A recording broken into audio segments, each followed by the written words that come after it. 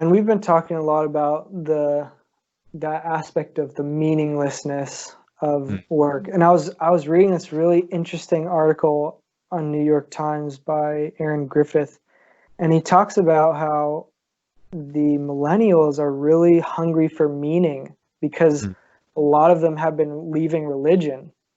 mm, And so the reaction is towards working and overworking. And yeah. so he says there's this gospel TGIM, thank God it's Monday, Mm, with these millennials who've mm, changed from religion to overworking. And he says productivity has taken on an almost spiritual dimension, mm, which is super interesting because we believe that work has always been spiritual. mm, But when that aspect is missing of being in Christ, doing worship amidst the church, when that aspect is missing, then the work, yeah, becomes empty of spiritual significance to where you overwork in order to find it there. mhm, And that's kind of the reaction yeah. to it Mm, being empty of spiritual vitality.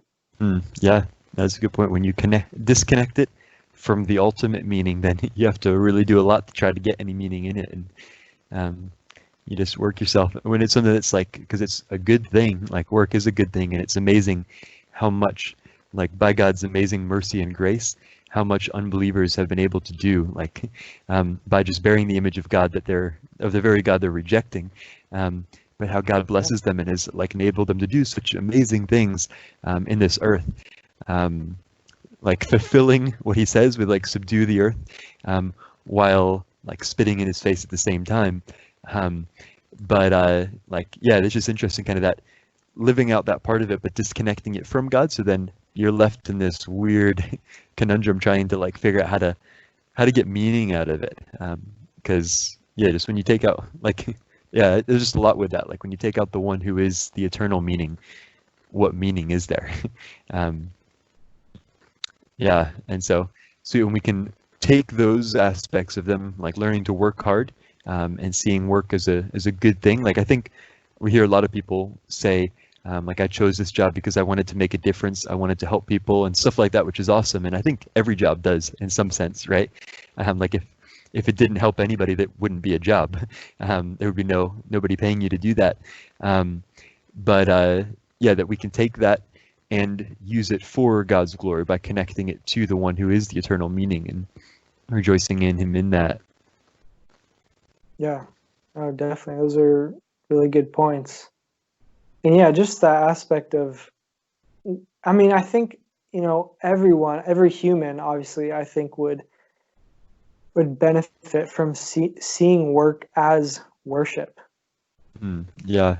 You're worshiping something with work, and Mm, there is a spiritual significance to it. There always has been, but mm, it takes on this religiousness that people who are non-Christians see more explicitly when they overwork and when they're getting burnt out because they're trying to fill that void.